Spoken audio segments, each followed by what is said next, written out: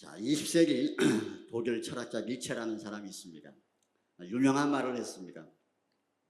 신은 죽었다. 이 말이 엄청난 영향을 미쳐서 많은 사람들의 마음 가운데, 또 철학자들이나 이 정치가들, 이런 사람들의 마음 가운데 이 무신론에 대한 이런 생각이 싹 트기 시작합니다. 자리 잡기 시작했어요. 근데 세상에서 그런 사람 많이 있잖아요. 야, 하나님이 어딨냐. 근데 저는 보면은 하나님이 어딨냐라고 말하는 사람은 많이 못 본 것 같아요. 하나님이 없어 라고 말하는 사람은 많이 못 들었어요. 그냥 안 믿어 라고 말하지. 난 안 믿어 라고 말을 하지, 하나님이 없어 라고 감히 말하는 사람들은 그렇게 많지 않았던 것 같아요.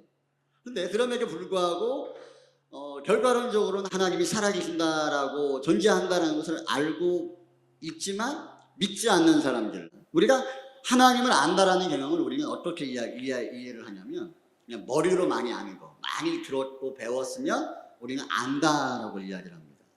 그리고 그 아는 지식이 하나님을 향한 정보다, 지식이다라고 이야기하면서 안다라는 말을 우리는 씁니다. 이런 사람들은요, 하나님이 내 삶을 인도하시고 나와 함께 하시고 예배 가운데 임재하시고 은혜를 주신다라는 것 자체를 전혀 몰라요. 이게 비극이죠.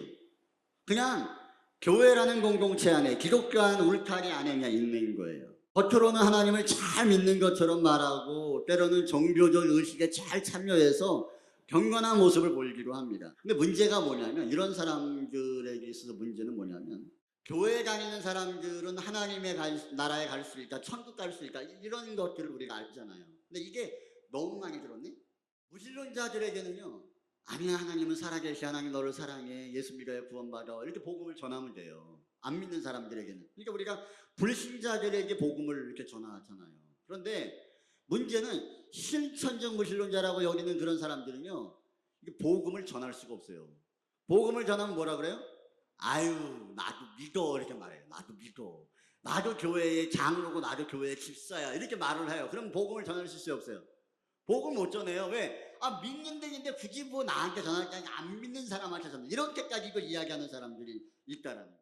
실상은 하나님 나라하고 아무 상관이 없는 사람들, 이런 모양들을 가진 사람들이 바로 실천적 무신론자.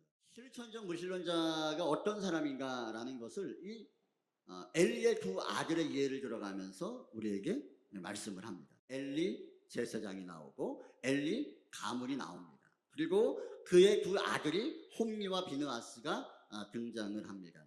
근데 결과는 이 엘리 제사장의 아들인 홈리와 비느하스가 전쟁에 나가서 다 죽어버립니다.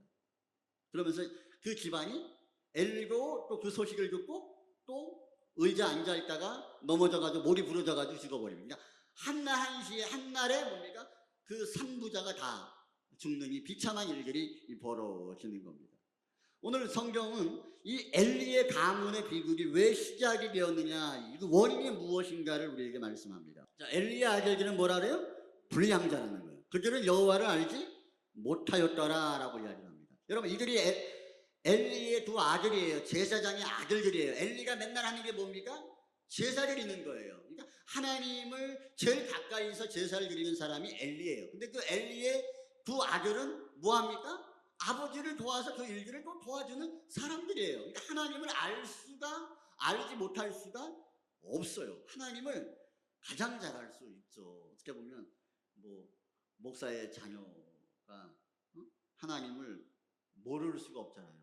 하나님이 어떤 분이고 말씀을 제일 많이 들었을 거니까. 그래도 그러니까 제일 알지만 문제는 뭐냐면 성경은 이들은 하나님을 알지 못했다라고 이야기합니다.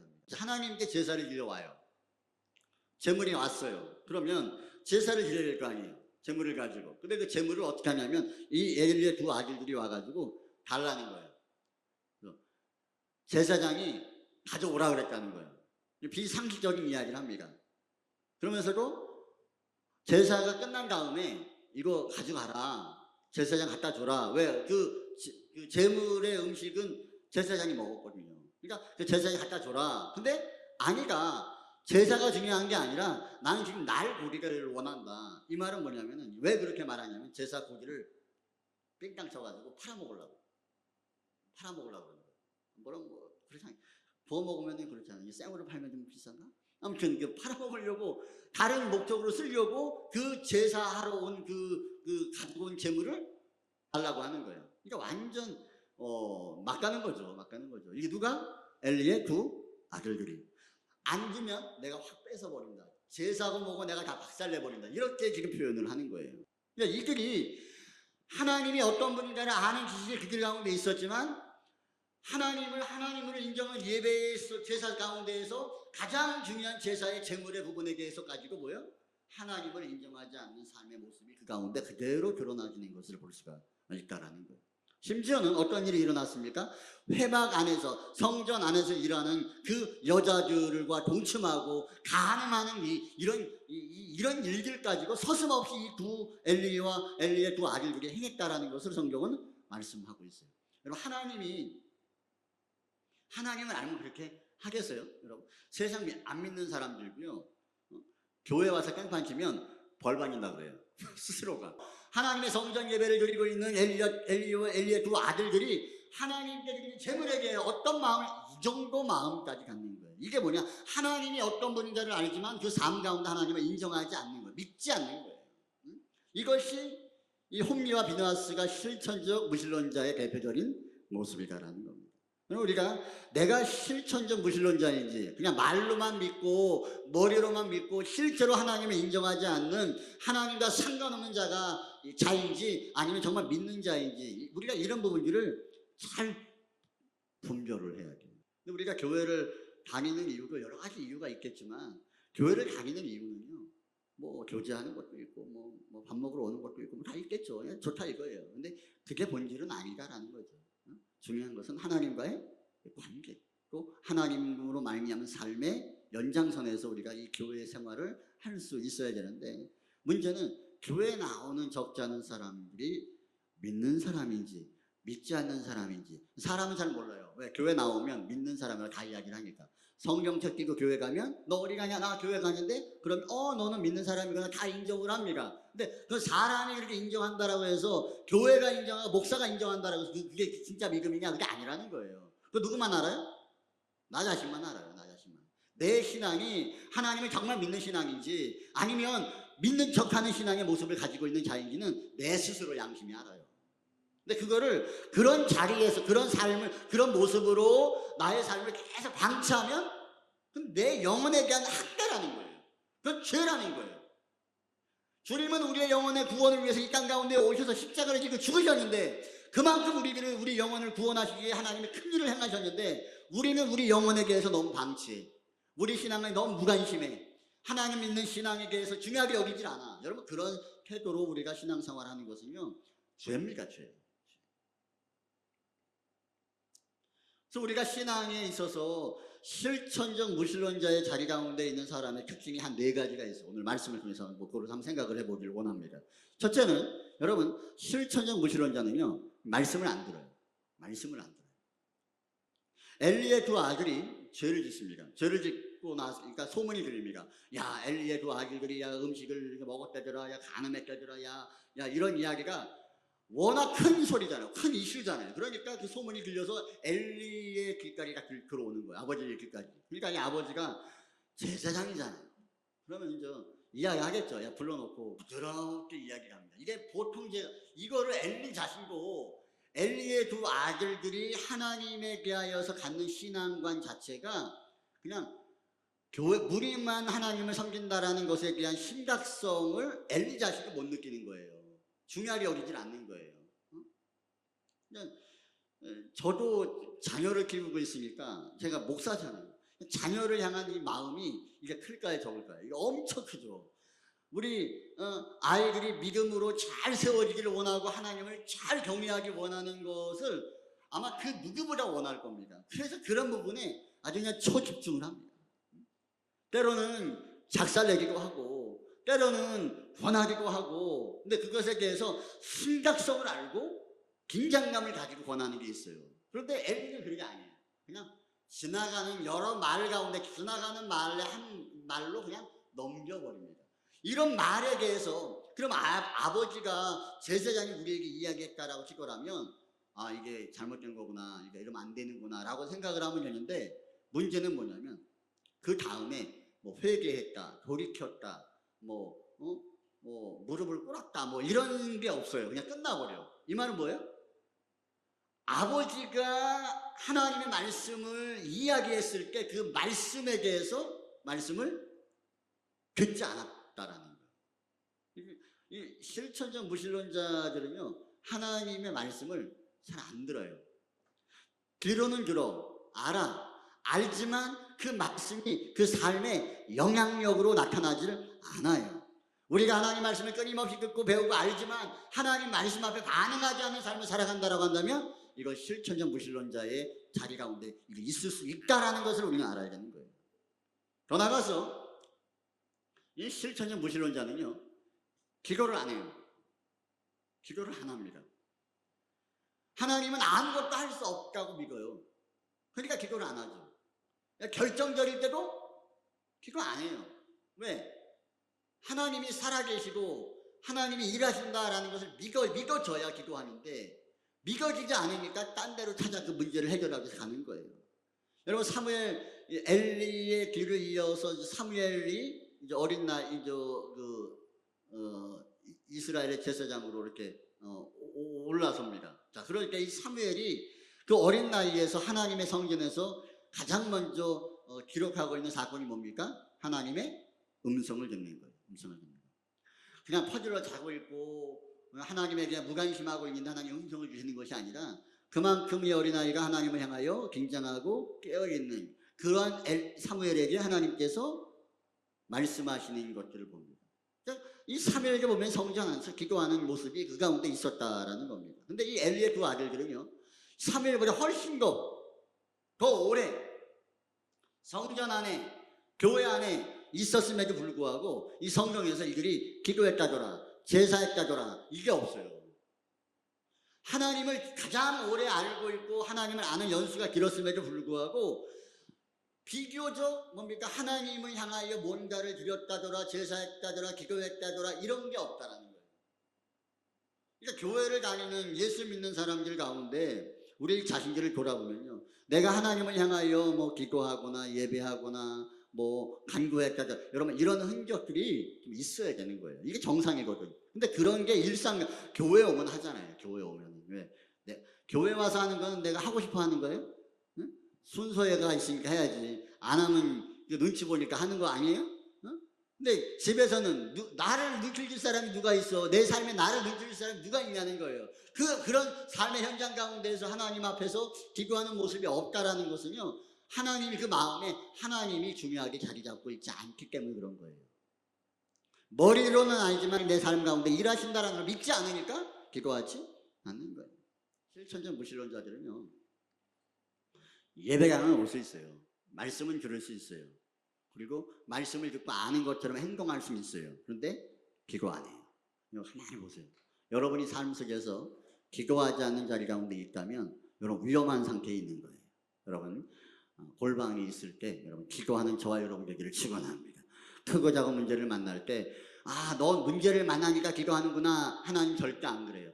크고 작은 문제를 만나긴 아무런 평안한 자리 가운데 있을 때도 하나님의 살아계심을 알고 믿는 사람들은요, 그냥 하나님을 향하여 무의식적으로 하나님을 향하여 기도하는 자리 가운데 서는 것을 보게 되어집니다. 그런 모습이 있어질 때 내가 위험하지 않구나, 영적으로 위험한 자리에 있는 것이 아니구나라는 것을 자각할 수 있는 거예요. 근데 그렇지 않다면 조심해야 된다는 거예요. 이미 심각한 거예요. 더 나가서 이 실천적 무신론자는요, 하나님의 나라에 별 관심이 없습니다. 하나님이 설마 우리가 죄 죽인다고 심판하시겠어? 하나님이 우리 안 죽여. 하나님은 벌도 내리지 않고 심판도 안 하는 분이야. 그 마음에 뭐야? 하나님이 존재가 머리로는 하나님이라고 알고 있는데 하나님이 권위와 능력과 또 두려움과 심판기라는 것에 대한 믿음이 있는 거예요, 없는 거예요? 그 믿음이 없는 거예요.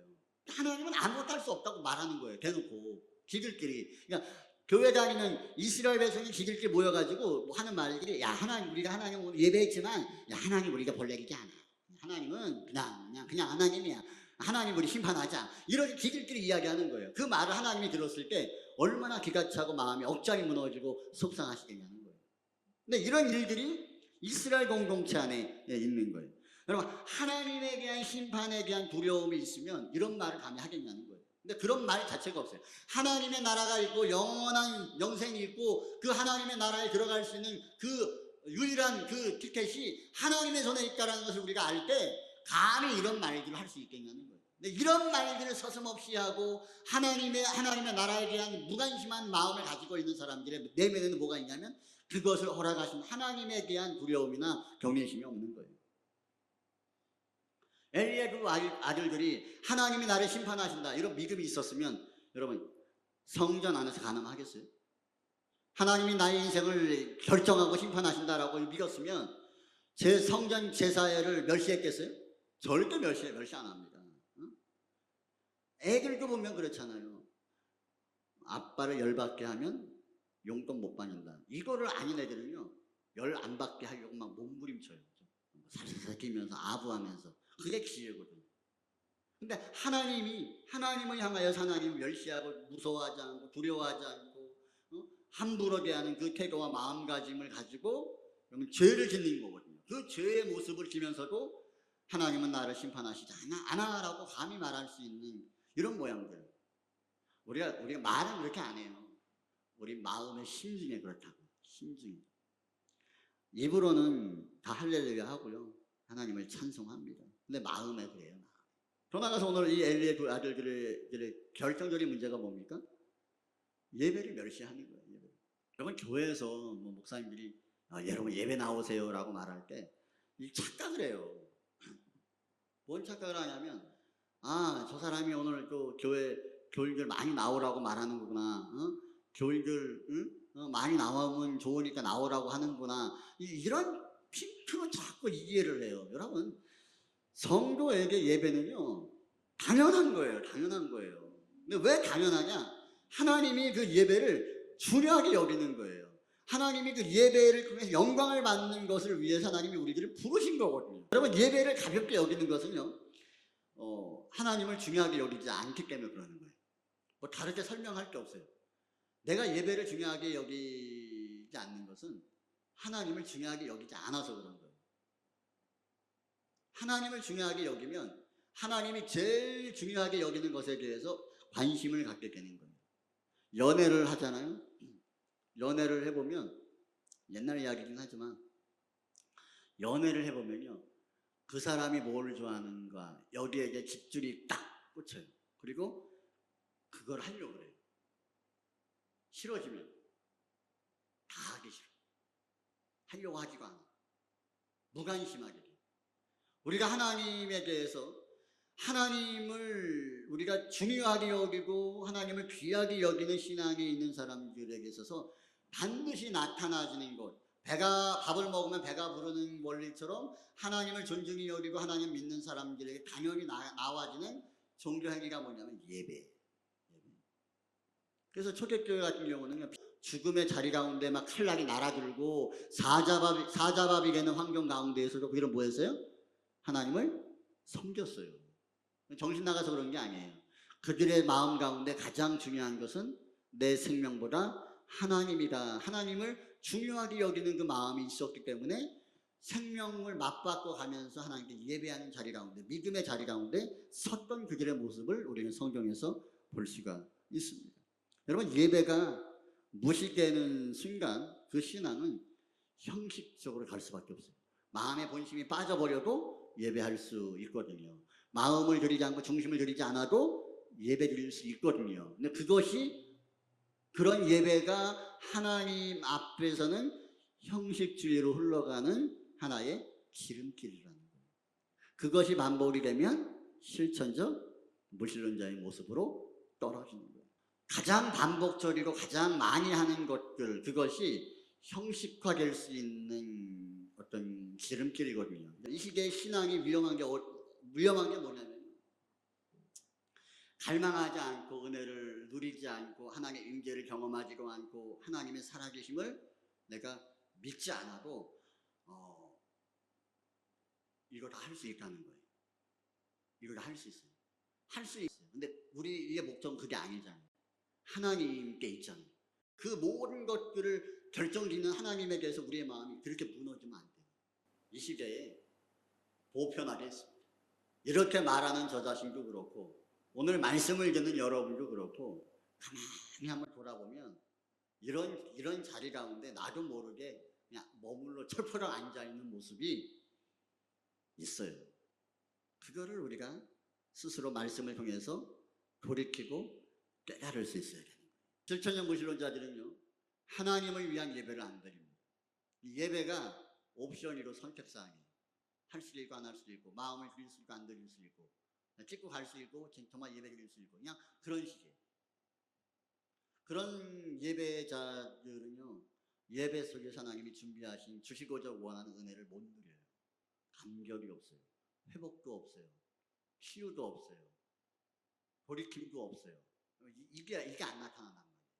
하나님을 위한 예배는요, 반드시 치유와 회복과 변화와 회복이 나타나는 줄을 믿습니다. 그런 예배 자리 가운데 우리가 서 있어야 된다는 거예요. 우리아의 아내 밧세바를 간음하고 그의 남편 우리아를 청부살인하고 했던 다윗이 하나님을 향해서 기도했던 기도가 있습니다. 그런 기도가 우리 가운데 회복이 되게 됩니다. 죄를 졌던 그 죄 앞에서 다윗이 간구는 하나님 나를 왕위에서 쫓아내지 말아주세요. 이런 간구가 아니었습니다. 나를 비참하게 만들지 말아주세요. 이런 간구를 하나님께 이 다윗이 기도하지 않았어요.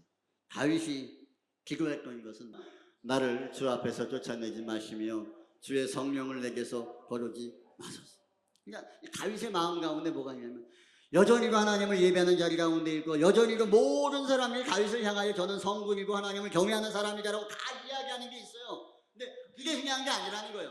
지금 내가 죄를 졌는데 하나님 사람들이 여전히 나를 하나님의 사람이라고 이야기를 하지만 나는 그 사람들로 인하여 내가 하나님의 사람이라고 내가 확증받고 싶지 않다라는 거예요. 내가 지금 죄를 졌는데 지금 나는 하나님이 나를 버리실까봐, 하나님이 나를 떠나실까봐, 하나님의 은혜가 나를 떠날까봐, 하나님의 은혜가 나를 떠나도 나는 여전히 예배할 거고 하나님의 임재가 없어도 나는 제사할 수밖에 없어요. 왜? 나는 하나님의 사람이라고 다 그렇게 알고 있으니까. 근데 문제는 뭐예요? 그 내면에, 그 심중에 하나님의 임재와 하나님의 은혜가 끊어져 버린 채 그 형식적인 제사로 예배로 나아가고 싶지 않다라는 거예요.